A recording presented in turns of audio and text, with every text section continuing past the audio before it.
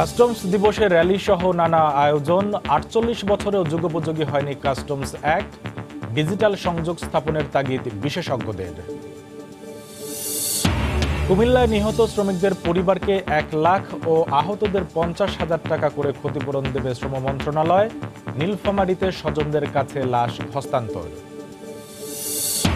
পাইকারি বাজারে কমেছে দেশি পেঁয়াজ ও আলুর দাম, স্থিতিশীল চালের বাজার, কিছুটা ঊর্ধ্বমুখী সয়াবিন তেল ও মশলার দর।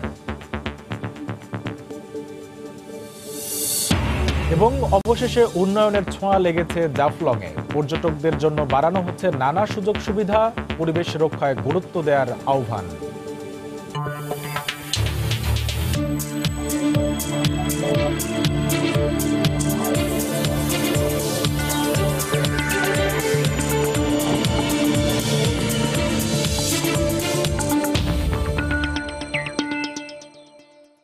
দেখছিলেন শিরোনাম। আমন্ত্রণ জানাচ্ছি দেশ ও দেশের বাইরের অর্থ বাণিজ্যের নানা খবর নিয়ে আমাদের নিয়মিত আয়োজন এ সময়ের বাণিজ্যে। আর আপনাদের সঙ্গে আছি আমি কামরুল হাসান সবুজ। কাস্টমস কর্মকর্তাদের দ্বারা ব্যবসায়ীরা যাতে হয়রানির শিকার না হয় সেদিকে লক্ষ্য রাখার নির্দেশ দিয়েছেন এনবিআর চেয়ারম্যান মোশাররফ হোসেন ভূঁইয়া। সকালে রাজধানীর সেগুনবাগিচায় রাজস্ব ভবনের সামনে আন্তর্জাতিক কাস্টমস দিবস উপলক্ষে আয়োজিত র্যালির উদ্বোধন করে একথা বলেন তিনি। এ সময় কাস্টমসে অটোমেশনের ফলে রাজস্ব আদায়ে গতি এসেছে বলেও জানান তিনি। পরে সেখান থেকে রাজস্ব কর্মকর্তা ও চলচ্চিত্র অভিনেতা অভিনেত্রীদের অংশগ্রহণে একটি র্যালি বের করা হয়। এবারের আন্তর্জাতিক কাস্টমস দিবসের প্রতিপাদ্য smart borders for seamless trade, travel and transport.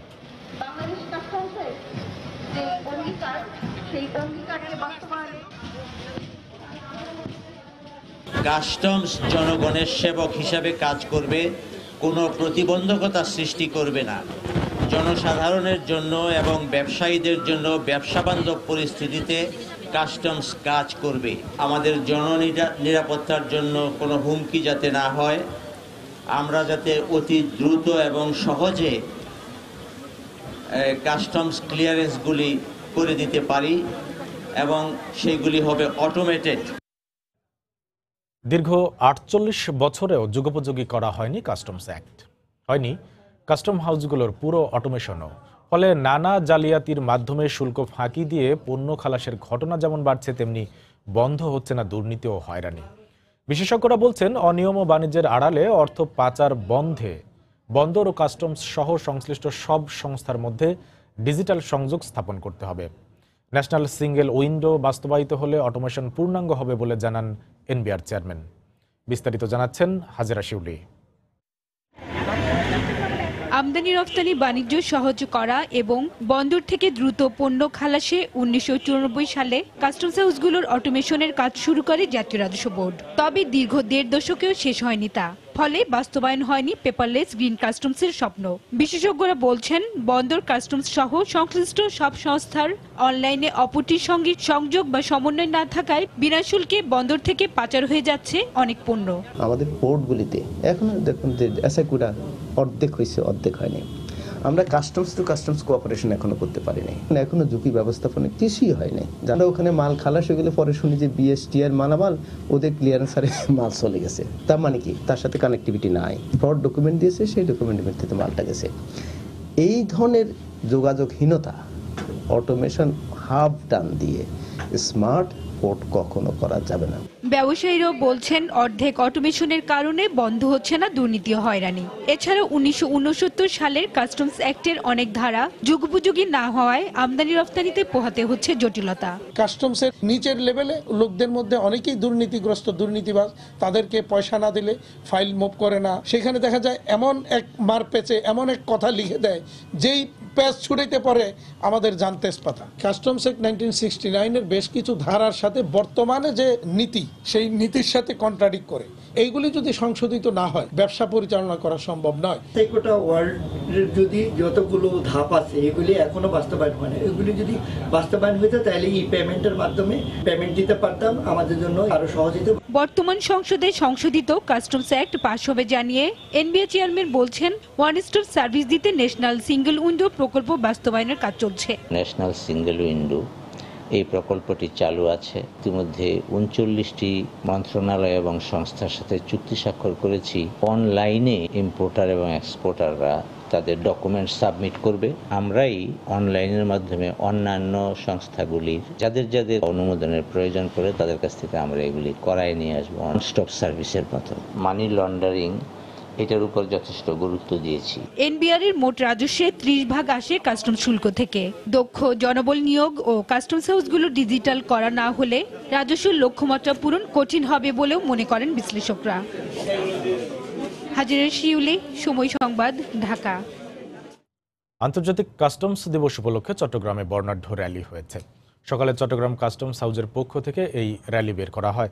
এতে ব্যানার, ফেস্টুন ও নানা রং বেরঙের টি শার্ট পরে কাস্টমসের কর্মকর্তা, কর্মচারী ও স্থানীয় জনপ্রতিনিধিরা অংশ নেন। এ সময় পদ্মা সেতু, রূপপুর পারমাণবিক বিদ্যুৎ কেন্দ্র সহ সরকারের নানা মেগা প্রকল্পের উন্নয়ন কর্মকাণ্ড তুলে ধরা হয়। ঘোড়ার গাড়ি, ব্যান্ড দল সহ বাংলার নানা ঐতিহ্য স্থান পায় র্যালিতে। কাস্টমস হাউস থেকে শুরু হওয়া র্যালিটি নগরীর বিভিন্ন সড়ক ঘুরে একই স্থানে গিয়ে শেষ হয়।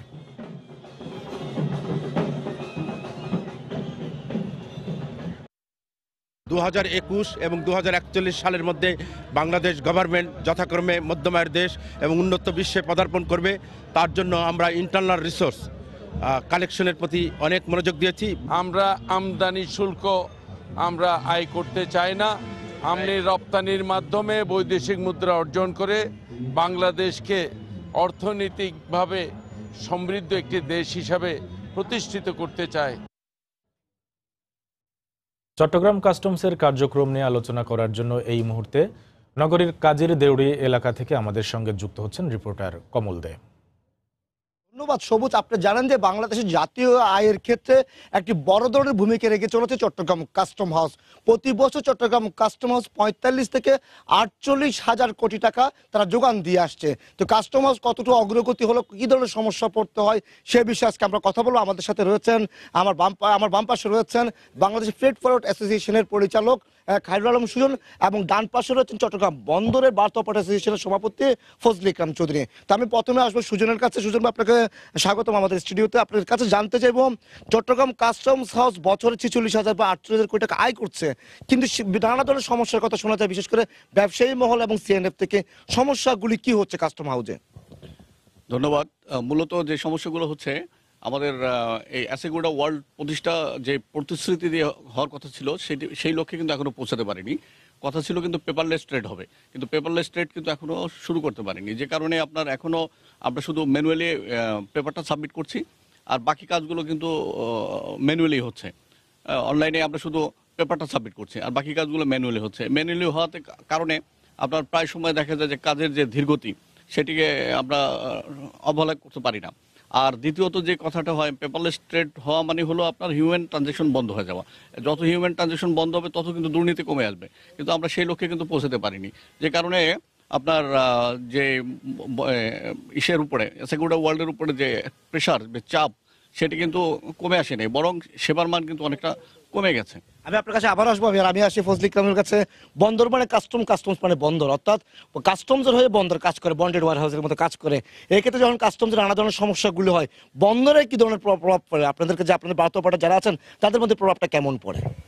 আসলে চট্টগ্রাম বন্দরের যে আধুনিকায়ন, যেটা যখন শুরু হয়েছিল, রিফর্ম সিস্টেমটা যখন থেকে শুরু হয়েছিল, একই সময়ে আমাদের যে আপনার কাস্টমসের যে অটোমেশন, সেই পদ্ধতিও কিন্তু একই সময় শুরু হয়েছিল। কিন্তু বর্তমানে চট্টগ্রাম বন্দর যেভাবে এগিয়ে গেছে, যেভাবে আধুনিকায়ন হচ্ছে এবং নতুন এখন হচ্ছে, ভবিষ্যতে হওয়ার যে পরিকল্পনা, কিন্তু অটোমেশনের ক্ষেত্রে কাস্টমসের আমরা সেরকম কিছু দেখতে এখনো পাচ্ছি না। যেমন ধরেন চিটাগং বন্দরে যে আপনার পণ্য ওঠানামা থেকে শুরু করে ডেলিভারি হতে শুরু করে সবকিছু কিন্তু কাস্টম নির্ভর।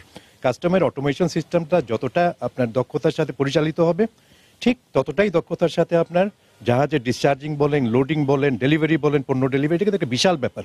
এগুলি কিন্তু অটোমেশনের উপর ডিপেন্ড করে। কিন্তু এখনও দেখা যাচ্ছে সার্ভার ফেলিয়ার হচ্ছে, নানা রকম সমস্যার মধ্যে আমরা পড়ছি। এই সুজন ভাই যেটা বললেন, ম্যানুয়ালি করতে হচ্ছে বলে আজকে আমাদের কাজ অনেক ধীরগতি হচ্ছে। সুতরাং চট্টগ্রাম বন্দর যতই আধুনিকায়ন করেন, এটা কিন্তু একটা অন্তরঙ্গ সম্পর্ক হচ্ছে কাস্টমসের সাথে। কাস্টম যদি আমরা এই প্রবলেমগুলি সলভ না করি, আধুনিকায়ন করলেও বন্দর, এটা আমরা কিছু প্রতিবন্ধকতার মধ্যে সবসময় কিন্তু পড়ে যাচ্ছি। এটা আমি আপনার কাছে আবার আসবো, আমি আবার আসি সুজন ভাইয়ের কাছে। সুজন ভাইকে জানতে চাইবো, প্রায় বছরে 46,000 কোটি টাকা আদায় করছে চট্টগ্রাম কাস্টম হাউস।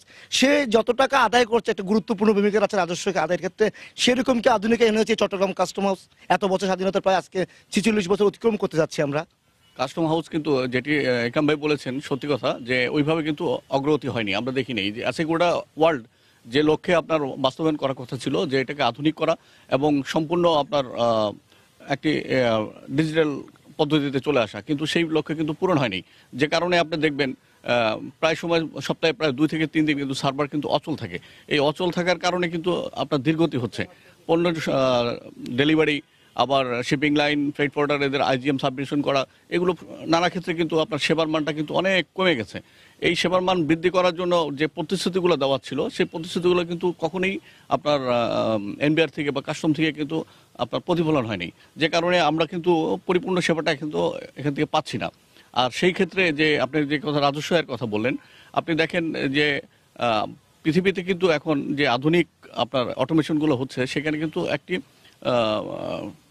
শক্ত টিম থাকে এটিকে আপনার পর্যবেক্ষণ করার জন্য। কিন্তু আমরা কিছুদিন থেকে এই বিভিন্ন মিডিয়াতে দেখছি আপনার আইডি হ্যাক করে কিংবা আইডি আপনার পাসওয়ার্ড চুরি করে আপনার বিভিন্ন ধরনের অনিয়মগুলো, এই অনিয়মগুলো যদি বন্ধ করতে না পারেন, আপনি রাজস্ব আয় কীভাবে আপনি হবেন, রাজস্ব আয় কীভাবে আপনি আনয়ন করবেন? আমি আপনার কাছে আবার আসবো, আমি আবার আসি ফজল ইকরামের কাছে।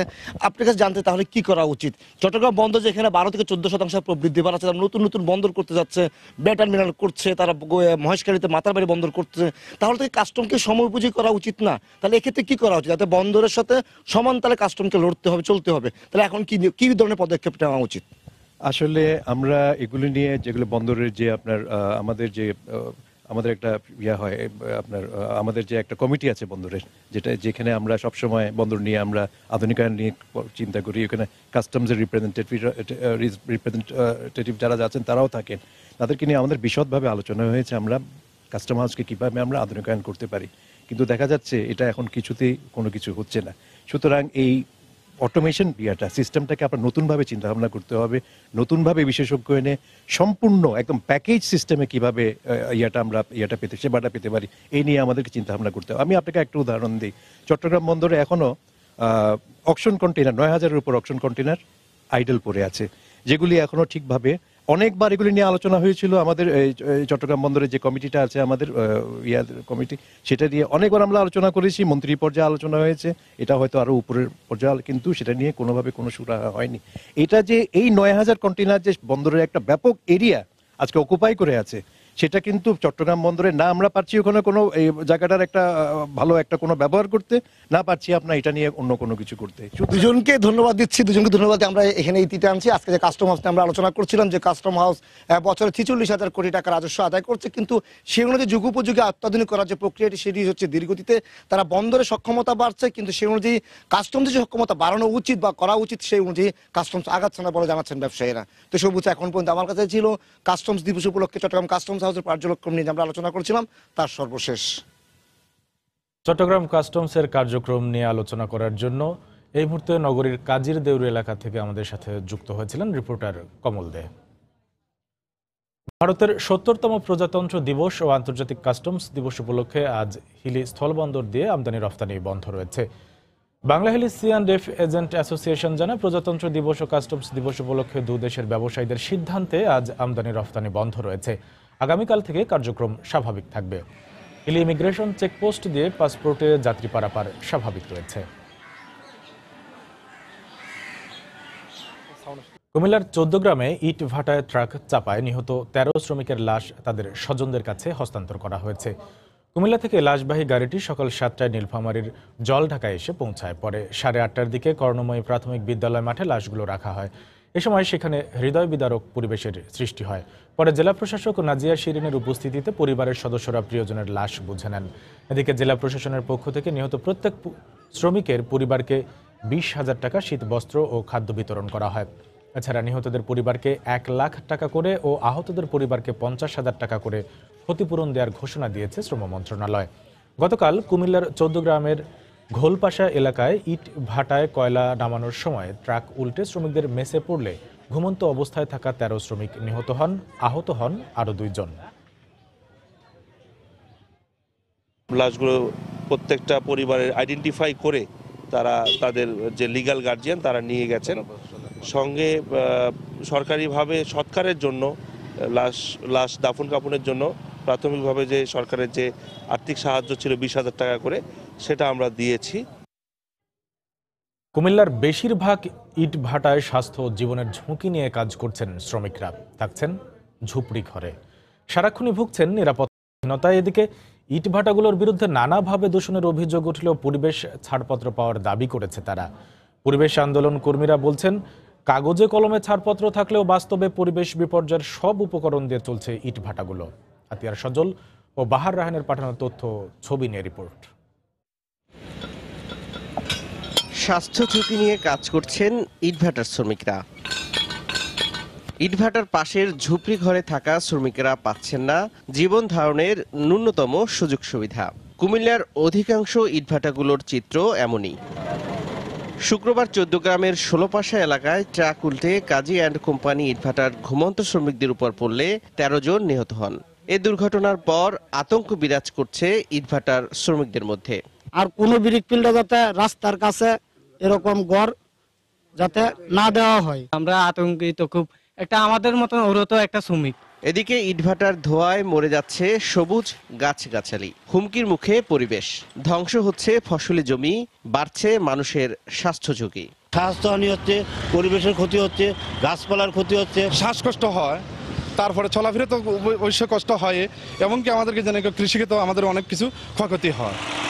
ইটভাটা মালিক ও পরিবেশ অধিদপ্তরের কর্মকর্তাদের দাবি, বেশিরভাগ ইটভাটাতেই আধুনিক পদ্ধতিতে ইট তৈরি হচ্ছে। পরিবেশ অধিদপ্তরের সমস্ত নিয়ম কানুন মেনেই শিল্প প্রতিষ্ঠান পরিচালনা করতেছি। ধোঁয়া যেটা, সেটা তো আমরা সরকার অনুমোদিত জিগজাগ ভাটা বা অন্য প্রযুক্তির আধুনিক ভাটাগুলোকে আমরা ছাড়পত্র দিয়ে থাকি। জেলা প্রশাসনের শীর্ষ কর্মকর্তা বললেন, নিয়ম নীতি মানা ও শ্রমিকদের সুযোগ সুবিধার বিষয়টি নিশ্চিতে ইটভাটাগুলোতে নিয়মিত অভিযান অব্যাহত থাকবে। মালিকরা যাতে শ্রমিকদের যথাযথ আবাসন এবং অন্যান্য নিরাপত্তা ব্যবস্থা নিশ্চিত করে আমাদের ভ্রাম্যমাণ আদালত তৎপর থাকবে। তবে পরিবেশ আন্দোলন কর্মীর অভিযোগ, কাগজে কলমে ছাড়পত্র থাকা এবং আধুনিক বলা হলেও বাস্তবে এর কোনো মিল নেই। তারা যে কথাগুলি বলেন এটি একটি অফিসিয়াল কথার মতো, কিন্তু প্রকৃত অর্থে আমরা দেখি আমাদের সড়ক মহাসড়কের পাশে এমনকি ফসলি জমির নষ্ট করেও সেখানে ব্রিকফিল্ড তৈরি হচ্ছে। পরিবেশ অধিদপ্তরের তথ্য মতে জেলায় আঞ্চলিক সড়ক ও ঢাকা চট্টগ্রাম মহাসড়কের কুমিল্লা অংশে ৩৩৩টি ইটভাটা রয়েছে। সময় সংবাদ, কুমিল্লা। সপ্তাহের ব্যবধানে রাজধানীতে পাইকারি পর্যায়ে ২ দফায় কেজিতে ৫ থেকে ৬ টাকা কমেছে দেশি পেঁয়াজ ও আলুর দাম। বর্তমানে প্রতি কেজি দেশি আলু ১১ থেকে ১২ টাকার, পেঁয়াজ বিক্রি হচ্ছে ১৪ থেকে ১৫ টাকায়। ব্যবসায়ীরা বলছেন, ভরা মৌসুমে সরবরাহ বাড়ায় ১ বছরের মধ্যে এখন সর্বনিম্ন পণ্য দুটির দাম। চালের বাজার স্থিতিশীল থাকলেও চলতি সপ্তাহে খানিকটা ঊর্ধ্বমুখী সয়াবিন তেল ও মশলার বাজার। হাসান সাফায়েতের রিপোর্ট। রাজধানীতে ভোগ্যপণ্যের অন্যতম পাইকারি আড়ত মোহাম্মদপুরের কৃষি মার্কেট। শুক্রবার বিকেলে ক্রেতা বিক্রেতার এমন ব্যস্ততা বলে দিচ্ছে বাজারে সরবরাহ বেড়েছে পেঁয়াজ, রসুন, আলু সহ অন্যান্য নিত্যপণ্যের। ব্যবসায়ীরা বলছেন, সপ্তাহখানিক আগে প্রতি কেজি ১৭ থেকে ১৮ টাকায় বিক্রি হওয়া দেশি পেঁয়াজের দাম কমে দাঁড়িয়েছে ১৪ থেকে ১৫ টাকায়। দাম কমার এই দৌড়ে সবচেয়ে এগিয়ে আদা, কেজিতে কমেছে ১০ টাকা পর্যন্ত। সুখবর রয়েছে আলু ও রসুনের দামেও। তবে দেশীয়ভাবে উৎপাদন হওয়া এসব পণ্যের দাম মাত্রাতিরিক্ত কমে গেলে চাষি ক্ষতিগ্রস্ত হওয়ার আশঙ্কাকেও উড়িয়ে দিচ্ছেন না পাইকাররা। 10 দিন আগে পেঁয়াজ ছিল ১৭-১৮ টাকা, 16 টাকা, এই অবস্থায় বাজার ৪-৫ টাকা কমে গেছে। গেল সপ্তাহে ছিল আদা ৮০ টাকা, এই সপ্তাহে ৭০ থেকে ৭২ টাকা চায়না আদা। আর রসুনের বাজারটা গেল সপ্তাহে ছিল ৭০-৬৮, এই সপ্তাহে বেশি আপনার ৮-৫০ থেকে ৬০ টাকা। বাজার যে পরিমাণ থাকারই দরকার, কারণ গৃহস্থে তো পয়সা পাইতেছে না। গৃহস্থ পয়সা না পেলে তো মনে করেন চাষ করবে না। সপ্তাহ শেষে কিছুটা অস্বস্তি বেড়েছে খোলা সয়াবিন তেল ও কয়েকটি মশলার দামে। পাইকারিতে মানভেদে প্রতি কেজি মসুর ডাল ৮১ থেকে ৯০ টাকা আর চিনি বিক্রি হচ্ছে ৪৭ থেকে ৪৮ টাকায়। এসব পণ্যের দাম বাড়ার কারণ হিসেবে আন্তর্জাতিক বাজারের ঊর্ধ্বগতিকে দায়ী করছেন ব্যবসায়ীরা। তেল বাড়ছে গত এক সপ্তাহের ভিতরে মনে করেন 400 থেকে 500 টাকা বেল পড়তো। আন্তর্জাতিক বাজারও দাম বেশি। এলাচি প্রতি সপ্তাহে মনে করেন যে 20-30 টাকা 50 টাকা বাড়ে কেজিতে। গত সপ্তাহে যেমন মসুর ডাল দেশিগুলো ছিল 85 টাকা কেজি, এই সপ্তাহে সেটা 80 টাকা কেজি। সরবরাহ স্বাভাবিক থাকা ও সরকারি তৎপরতা অব্যাহত থাকায় স্থিতিশীল রয়েছে সব ধরনের চালের দাম। পাইকাররা প্রতি কেজি মিনিকেট মানভেদে 48 থেকে 51 টাকা, বিয়ার 28, 34 থেকে 36 টাকা ও মোটা চাল বিক্রি করছেন 31 থেকে 33 টাকা দরে। হাসান সাফায়াত, সময় সংবাদ, ঢাকা। নান্দনিক সৌন্দর্যের স্টল প্যাভিলিয়নে সেজেছে ঢাকা আন্তর্জাতিক বাণিজ্য মেলা। বাহারি ডিজাইন আর দেশীয় সংস্কৃতির মিশেলে তৈরি এসব স্থাপনা খুব সহজেই নজর কাটছে দর্শনার্থীদের। এসব প্রতিষ্ঠানের প্রতিনিধিরা বলছেন, গ্রাহকদের সঙ্গে কেবল সরাসরি সম্পর্কই নয়, বরং আন্তর্জাতিক অঙ্গনে দেশের ভাবমর্যাদা উজ্জ্বল করে এমন নজর কাড়া উপস্থাপনা। মেলা ঘুরে এসে রিপোর্ট করেছেন সাজিদ রাজু। নজর কাড়া সৌন্দর্য নিয়ে দাঁড়িয়ে আছে স্থাপনাগুলো। দেখলেই মনে হবে ভেতরে একটু ঢু মেরে আসি। নান্দনিক ডিজাইনের এমন বহু কাঠামো চোখে পড়বে ঢাকা আন্তর্জাতিক বাণিজ্য মেলায়। ক্রেতা দর্শনার্থী আকর্ষণে নিজেদের স্টল প্যাভিলিয়নগুলোকে নানা থিম নির্ভর ডিজাইনে সাজিয়েছে প্রতিষ্ঠানগুলো। কেউ বা যোগ করেছে দেশীয় সংস্কৃতির বুনন। প্রত্যাশা পূরণ হচ্ছে এবং একটু ব্যতিক্রম যেহেতু মানুষ পছন্দ করে, এবং সেটা যদি দেশীয় নিজেদের মতো হয়, তাহলে তো মানুষ ওইটার প্রভাব ফেলি। এগুলো আমরা প্রতি বছর দেখি, এবার নতুন করছে, প্রত্যেকবারই তারা নতুন নতুন এক একটা করার ট্রাই করে, ভালো লাগে এগুলো দেখতে। নিজেদের পণ্যের সঙ্গে দর্শনার্থীদের সংযোগ ঘটাতে এই কৌশল বেশ কার্যকর বলে মনে করেন স্টল প্রতিনিধিরা। বিকশিত হয় পণ্যের ব্র্যান্ডিং। ব্র্যান্ডের যে একটা প্রেজেন্স থাকা, কাস্টমারের সাথে একটা ডিরেক্ট ইন্টারাকশন, এখানে ইনভেস্টমেন্টের চেয়েও হচ্ছে ওই ইন্টারাকশন এবং ডিরেক্ট ফিডব্যাক নেওয়া, আমাদের কোন প্রোডাক্ট নিয়ে তারা কি ভাবছে, আমরা কিভাবে আরো ইমপ্রুভমেন্ট করতে পারি, এই জায়গাগুলোতে কাজ করার সুযোগ থাকে। সেলস নেই, শুধু আমরা এখানে প্রমোট করছি ব্র্যান্ডটাকে। আমরা কোনো ইনফরমেশন জানার থাকলে আমাদের গুণগত মান নিয়ে অনেকে কোশ্চেন করে, সেগুলো আমরা দেখাচ্ছি আমাদের ডিসপ্লেতে, সেটা দেখতে পাবেন। স্টল প্রতিনিধি আর দর্শনার্থীরা বলছেন, বাণিজ্য মেলা শুধুই কেনাকাটার জায়গা নয়, আন্তর্জাতিক অঙ্গনে দেশের এক ভিন্নধর্মী উপস্থাপনা।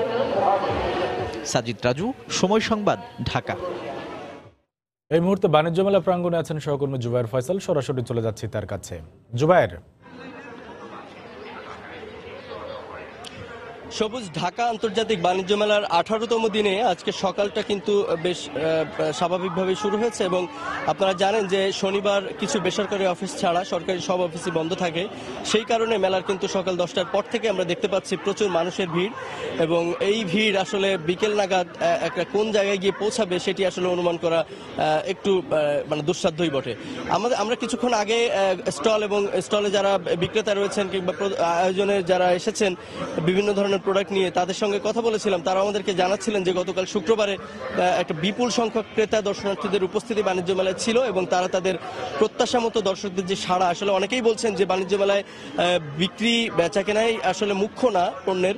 আমরা মানে যাদের সাথে কথা বলেছিলাম তারা আমাদেরকে জানাচ্ছেন যে সব নতুন প্রোডাক্ট এই মেলায় এসেছে, তারা আসলে তাদের পণ্যের প্রদর্শনী বা প্রচারণা বা প্রসারটাই তারা চাচ্ছেন। সেক্ষেত্রে মেলায় যত বেশি দর্শক আসবে সেক্ষেত্রে তারা তত বেশি সফলতা পাবেন বলে তারা মনে করছেন। সেক্ষেত্রে মোটামুটি সফলই বলা চলে এখন পর্যন্ত বাণিজ্য মেলার 18 দিনের এই আয়োজনকে, এবং আগামীতে যেই কয়েকদিন চলবে মেলা, আরো প্রায় 12 থেকে 13 দিন চলবে।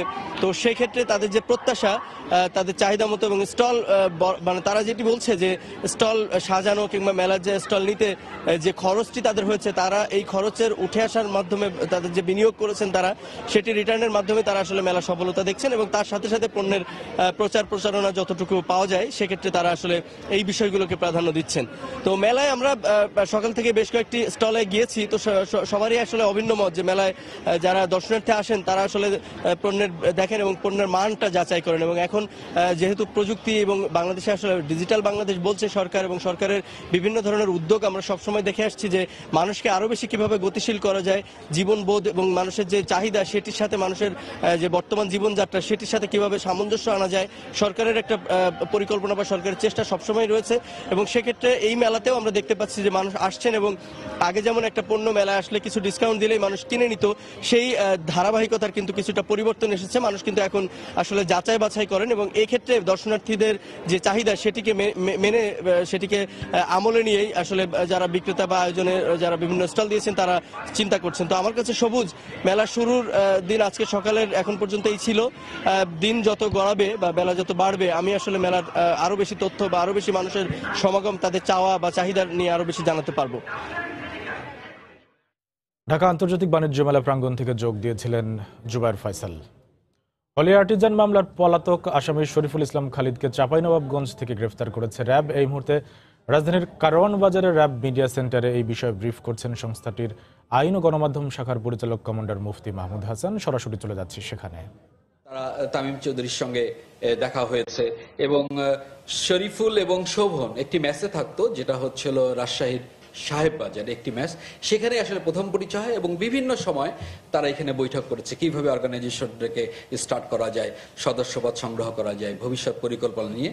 এবং বিভিন্ন সময় দেখা গেছে তামিম চৌধুরী যখন রাজশাহী ওই অঞ্চলে যেত তখন ওই ম্যাচে সে রাত্রি যাপন করতো এবং অবস্থান করত।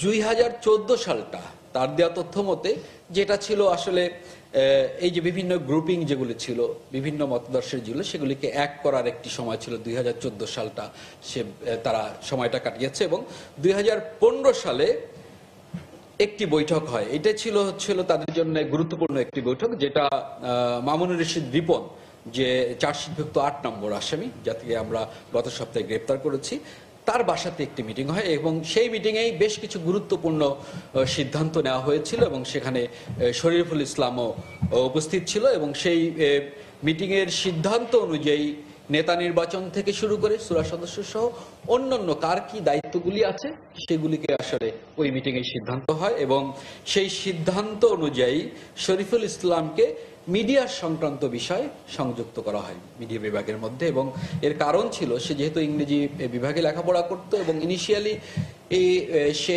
বিভিন্ন রকমের অনুবাদগুলি সে করতো এবং আইটি তো মোটামুটি সে অন্যান্য সবার থেকে ভালো, সেক্ষেত্রে মিডিয়া সংক্রান্ত বিষয় তার সঙ্গে সম্পৃক্ত করে।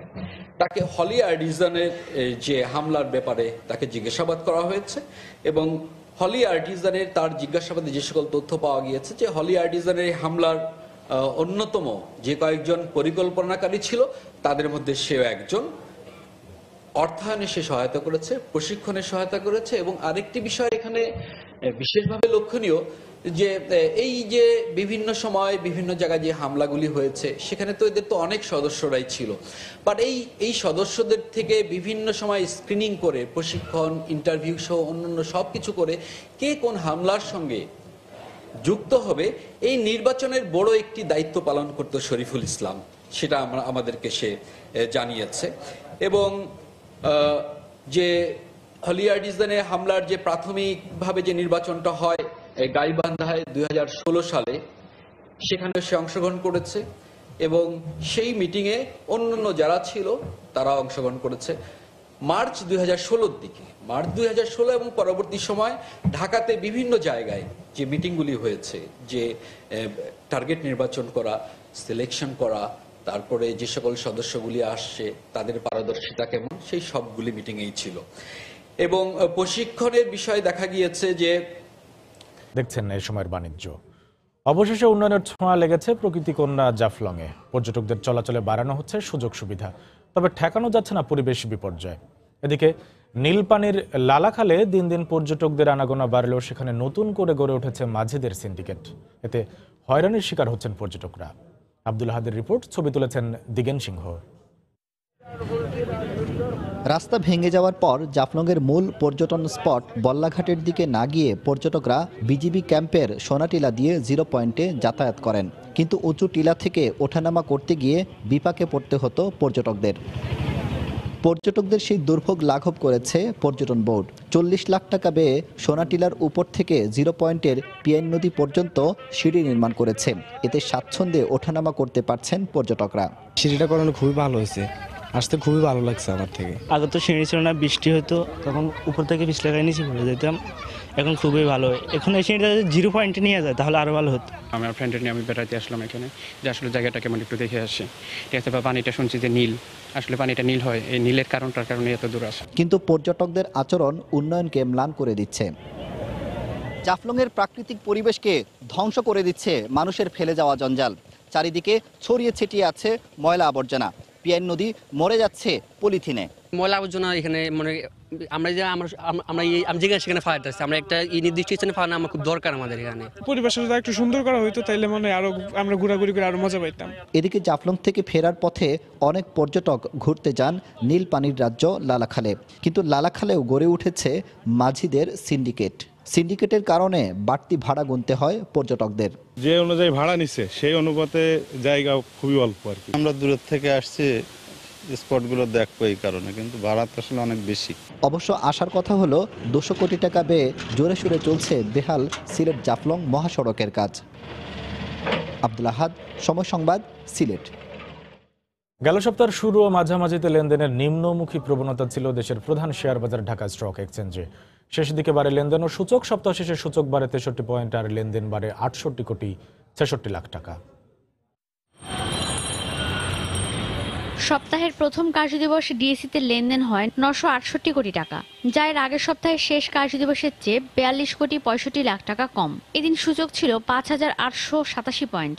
দ্বিতীয় কার্যদিবস লেনদেন কমে সর্বনিম্ন 885 কোটি টাকায় পৌঁছায়। এদিন কমে সূচক। তৃতীয় কার্যদিবস কিছুটা বাড়ে লেনদেন, বাড়ে সূচকও। চতুর্থ কার্যদিবস লেনদেন বেড়ে 1045 কোটি টাকায় পৌঁছায়, যা পুরো সপ্তাহের মধ্যে সর্বোচ্চ। এদিন সূচক ছিল 5925 পয়েন্ট। পঞ্চম এবং শেষ কার্যদিবস লেনদেন কিছুটা কমলেও থাকে 1000-এর মধ্যে। সূচক বেড়ে সর্বোচ্চ 5950 পয়েন্টে পৌঁছায়। গেল সপ্তাহে লেনদেন হওয়া 350 প্রতিষ্ঠানের মধ্যে 196টি প্রতিষ্ঠানের শেয়ারের দাম বেড়েছে, কমেছে 136টির এবং অপরিবর্তিত ছিল 16টি প্রতিষ্ঠানের শেয়ার ও মিউচুয়াল ফান্ডের দাম। গেল সপ্তাহে শেয়ারের দাম বাড়া প্রতিষ্ঠানগুলোর মধ্যে শীর্ষে ছিল Sonar Bangla insurance, far east knitting and dyeing industries, IFIC bank, united insurance এবং অগ্রণী ইন্স্যুরেন্স। অন্যদিকে শেয়ারের দাম কমা প্রতিষ্ঠানগুলোর মধ্যে northern jute manufacturing, ACML IBBL শরিয়া fund, Sonali Aansh industries, JMI syringe and medical devices এবং এসএস স্টিল উল্লেখযোগ্য। ঈশিতা ব্রহ্ম, সময় সংবাদ, ঢাকা। পার্টেক্স স্টার গ্রুপের অঙ্গ প্রতিষ্ঠান ড্যানিশের সৌজন্যে অনুষ্ঠিত হয়েছে ঐতিহ্যবাহী পিঠা উৎসব। শুক্রবার রাজধানীর গুলশান ক্লাব প্রাঙ্গণে উৎসবের আয়োজন করা হয়। অনুষ্ঠানে পার্টেক্স স্টার গ্রুপের ব্যবস্থাপনা পরিচালক আজিজ আল মাহমুদ, প্রধান নির্বাহী AHM লুৎফল হুদা সহ বিভিন্ন পর্যায়ের গণ্যমান্য ব্যক্তিরা উপস্থিত ছিলেন। রকমারি পিঠার সমারোহ উৎসবমুখর পরিবেশের সৃষ্টি হয় ক্লাব প্রাঙ্গণে। শীতের পিঠার স্বাদ নিতে সমবেত হয় নানা বয়সী মানুষ।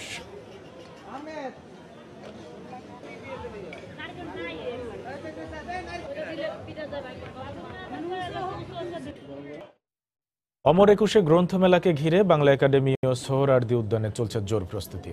নির্দিষ্ট সময়ের মধ্যেই কাজ শেষ করার আশা প্রকাশকদের। অন্যদিকে গত বছরের তুলনায় এবার মেলা দৃষ্টিনন্দন ও পাঠক বান্ধব হবে এমন প্রতিশ্রুতি আয়োজক কমিটির।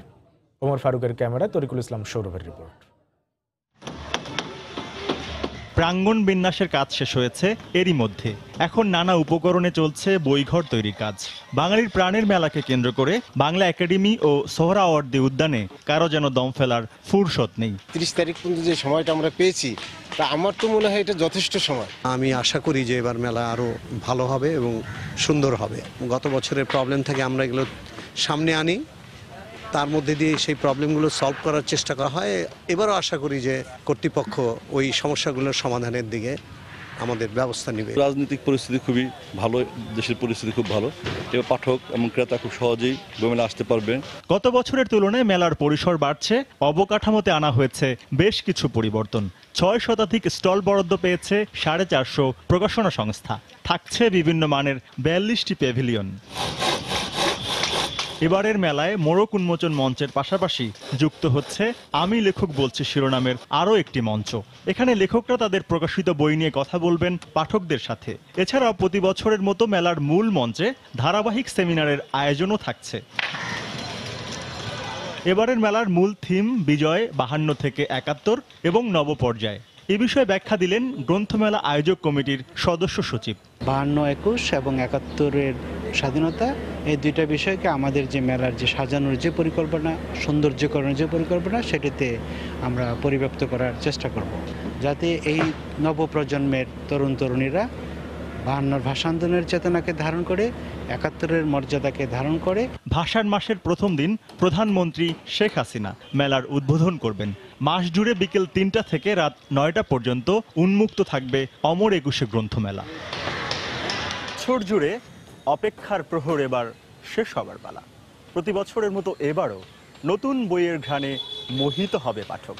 প্রাণের উচ্ছ্বাসে মুখর থাকবে অমর একুশে গ্রন্থমেলা, এমনটাই সবার প্রত্যাশা। তরিকুল ইসলাম সৌরভ, সময় সংবাদ, ঢাকা। এ সময়ের বাণিজ্যের শীর্ষ সংবাদগুলো জানিয়ে দিচ্ছি আরেকবার।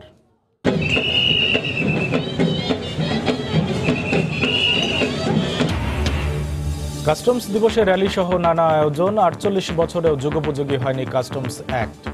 ডিজিটাল সংযোগ স্থাপনের তাগিদ বিশেষজ্ঞদের।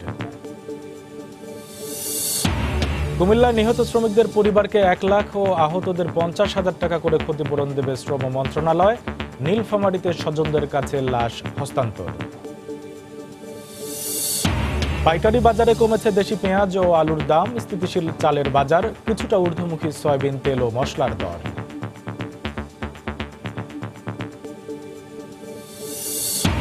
এবং অবশেষে উন্নয়নের ছোঁয়া লেগেছে জাফলংয়ে। পর্যটকদের জন্য বাড়ানো হচ্ছে নানা সুযোগ সুবিধা, পরিবেশ রক্ষায় গুরুত্ব দেওয়ার আহ্বান। এ ছিল এই সময়ের বাণিজ্য। যে কোনো খবর পেতে ভিজিট করুন সময়নিউজ.টিভি। আপনার মোবাইলে সময় টিভি দেখলেও সকল খবর পেতে ডাউনলোড করুন সময় অ্যাপ। সঙ্গে থাকুন সময়।